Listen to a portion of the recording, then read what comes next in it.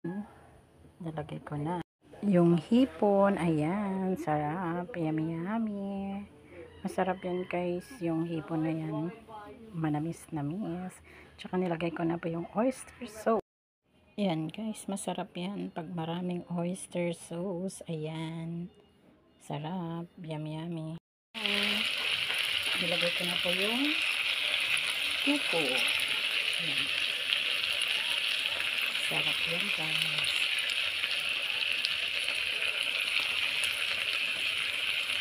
Yan, adobong sitaw.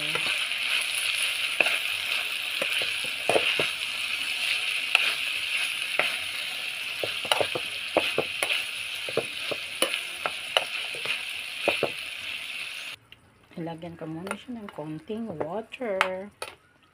Pakuluan natin. Pag lumambot na yung sitaw, lagyan natin ng suka. Yan. Tsaka toyo. Yan guys, kumukulo na, ilagay ko na po yung toyo. Ayan.